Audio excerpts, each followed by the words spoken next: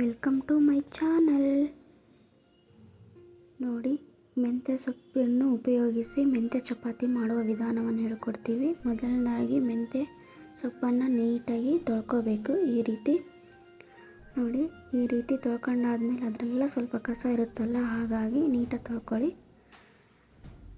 ನೋಡಿ, ಈ ರೀತಿ ಚಿಕ್ಕದಾಗಿ ಕಟ್ ಮಾಡ್ಕೊಳ್ಳಿ.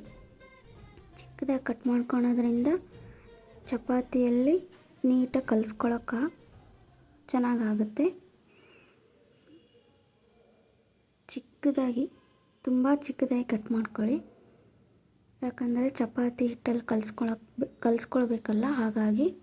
ಅದರ ಜೊತೆಗೆ ಸ್ವಲ್ಪ ಕೊತ್ತಂಬರಿ ಸೊಪ್ಪನ್ನು ನೀಟಾಗಿ ಚಿಕ್ಕದಾಗಿ, ಸೊಪ್ಪನ್ನು ಹೇಗೆ ಕಟ್ ಮಾಡ್ಕೊಂಡಿದ್ದೀರ ಹಾಗೆ ಅದೇ ರೀತಿ ಕೊತ್ತಂಬರಿ ಸೊಪ್ಪನ್ನು ನೀಟಾಗಿ ಕಟ್ ಮಾಡ್ಕೊಳ್ಳಿ. ಈ ರೀತಿ ನೋಡಿ, ಈ ರೀತಿ ಚಿಕ್ಕದಾಗಿ ಕಟ್ ಮಾಡ್ಕೊಂಡಿದ ಮೇಲೆ ಸ್ವಲ್ಪ ನಾನು 2 ಭಾಗವಷ್ಟು 2 ಬೌಲ್ ಸ್ವಲ್ಪ 1/4 ಭಾಗವಷ್ಟು ಚಪಾತಿ ಹಿಟ್ಟನ್ನು ತೊಗೊಂಡಿದ್ದೀನಿ. ನೋಡಿ,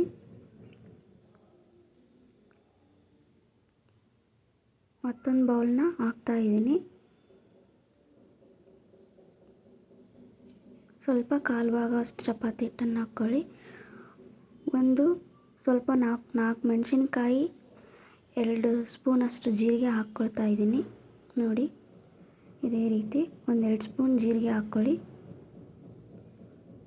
ಜೀರಿಗೆ ಹಾಕ್ಕೊಂಡಿದ ಮೇಲೆ ಸ್ವಲ್ಪ ಉಪ್ಪು ಹಾಕ್ಕೊಳ್ಳಿ. 1 ಸ್ಪೂನಷ್ಟು, 1 ಟೀ ಸ್ಪೂನಷ್ಟು ಉಪ್ಪು ಹಾಕ್ಕೊಳ್ಳಿ.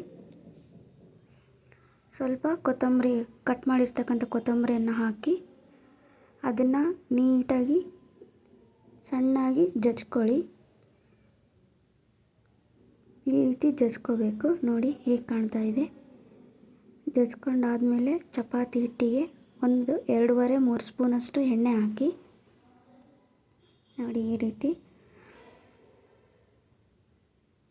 3 ಸ್ಪೂನ್ ಆದರೆ ಸಾಕು. ಅದಕ್ಕೆ 1 ಟೀ ಸ್ಪೂನಷ್ಟು ಉಪ್ಪು ಹಾಕಿ. ಸ್ವಲ್ಪ ಆಗಲೇ ಉಪ್ಪು ಹಾಕಿರ್ತೀವಲ್ವ, ಅದಕ್ಕೆ ಸ್ವಲ್ಪನೇ ಹಾಕ್ಕೊಳ್ಳಿ. ನಿಮಗೆ ಹೇಗೆ ಬೇಕೋ, ನಿಮಗೆ ನೀವು ರುಚಿಗೆ ತಕ್ಕಷ್ಟು ಉಪ್ಪು ಹಾಕ್ಕೊಳ್ಳಿ.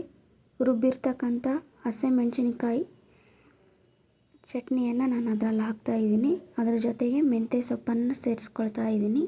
ನೋಡಿ,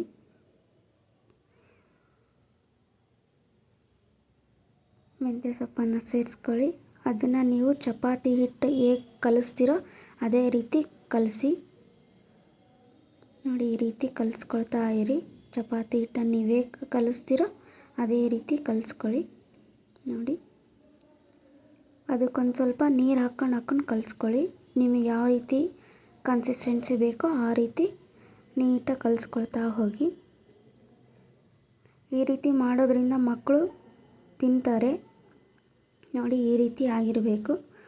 ಇದನ್ನು ಒಂದು 5-10 ನಿಮಿಷ ನೆನೆ ಇಟ್ಬಿಡಿ. ನೋಡಿ, ಈ ರೀತಿ ನೆನೆ ಇಟ್ಬಿಡಿ. 2 ನಿಮಿಷ ಆದಮೇಲೆ ಇದನ್ನು ಚಪಾತಿ ಮಾಡ್ಕೊಳ್ಳೋಣ. ಯಾವ ರೀತಿ ಅಂದರೆ ಸ್ವಲ್ಪ ಎಣ್ಣೆ ಹಾಕಿ ನಾದ್ಕೊಳ್ಳಿ. ಈ ರೀತಿ ನಾದ್ಕೊಳ್ಳಿ.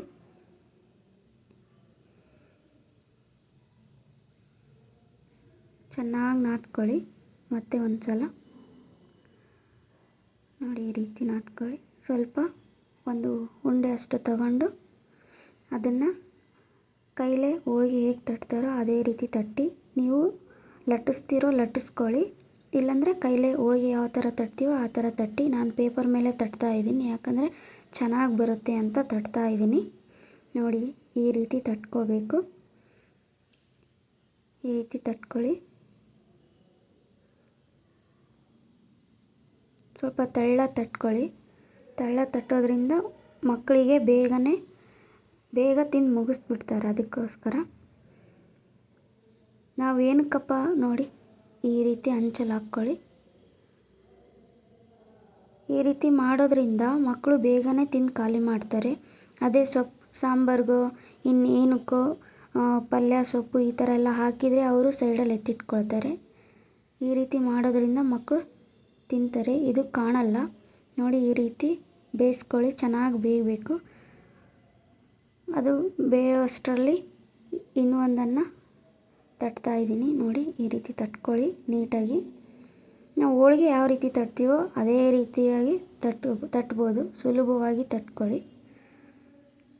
ಫಟಾಫಟ್ 5 ಮಿನಿಟ್ಸಲ್ಲಿ ರೆಡಿ ಆಗುತ್ತೆ. ಈ ರೀತಿ ಮಾಡೋದ್ರಿಂದ ಬ್ರೇಕ್ಫಾಸ್ಟಿಗೂ, ಲಂಚಿಗೆ, ಡಿನ್ನರ್ಗೆ ಆರಾಮಾಗಿ ಮಾಡ್ಕೋಬೋದು. ನೋಡಿ ಈ ರೀತಿ ಯಾರಾದರೂ ಮನೆ ಗೆಸ್ಟ್ ಬಂದರೂ ಕೂಡ ಮಾಡ್ಬೋದು. ತುಂಬ ಚೆನ್ನಾಗಿರುತ್ತೆ ಟೇಸ್ಟ್ ಅಂತೂ ತಿನ್ನೋಕ್ಕೆ. ನೋಡಿ ಇದರ ಜೊತೆ ಚಟ್ನಿನಾದರೂ ಮಾಡ್ಕೊಳ್ಳಿ, ಏನಾದರೂ ಮಾಡ್ಕೊಳ್ಳಿ, ಪಲ್ಯನಾದರೂ ಮಾಡ್ಕೊಳ್ಳಿ, ಸರಿ ಹೋಗುತ್ತೆ. ನೋಡಿ ಈ ರೀತಿ ಬೆಂದಿರಬೇಕು ಚಪಾತಿ. ನೋಡಿ ಯಾವ ರೀತಿ ಬೆಂದಿದೆ ಅಂತ ಗೊತ್ತಾಗುತ್ತೆ ನಿಮಗೆ. ನೋಡಿ ಈ ರೀತಿ ಬೆಂದಿರಬೇಕು. ಇದನ್ನು ಪ್ಲೇಟಿಗೆ ಸರ್ವ್ ಮಾಡ್ಕೊಳ್ತಾ ಇದ್ದೀನಿ. ನೆಕ್ಸ್ಟ್ ಇನ್ನೊಂದು ಮಾಡಿದ್ದೀನಲ್ಲ ಅದನ್ನು ಹಂಚಲ್ಲಿ ಹಾಕ್ತಾಯಿದ್ದೀನಿ. ನೋಡಿ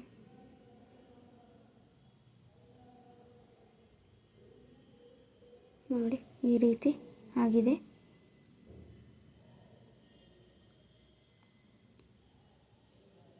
ಒಂದು 1/4 ಸ್ಪೂನ್ ಅಷ್ಟು ಎಣ್ಣೆ ಹಾಕಿ ನೋಡಿ ಈ ರೀತಿ ಆಗಿರಬೇಕು. ಅದನ್ನು ಉಲ್ಟಾ ತಿರುಗಿಸಿ ನೋಡಿ ಈ ರೀತಿ ಬೆಂದಿರಬೇಕು. ಸ್ವಲ್ಪ ಚೆನ್ನಾಗಿ ಬೆಂದಿದ್ರೆ ಚೆನ್ನಾಗಿರುತ್ತೆ. ಮಕ್ಕಳಿಗೆ ಸೊಪ್ಪು ತಿನ್ನಿಸೋದ್ರಿಂದ ಹೆಲ್ತ್ ಚೆನ್ನಾಗಿರುತ್ತೆ, ಪ್ರೋಟೀನ್ ಇರುತ್ತೆ, ಹಾಗಾಗಿ ತಿನ್ನಿಸ್ಬೇಕು. ಕೆಲವು ಮಕ್ಕಳು ಸೊಪ್ಪು ತರಕಾರಿ ಏನೇನೂ ತಿನ್ನಲ್ಲ. ಈ ರೀತಿ ಮಾಡೋದ್ರಿಂದ ತಿಂದು ಮುಗಿಸ್ಬಿಡ್ತಾರೆ ಬೇಗ. ನೋಡಿ ರೆಡಿ ಆಯಿತು ನಮ್ಮದು ಪಾಲಕ್ ಚಪಾತಿ ಮತ್ತು chutney. Thank you for watching.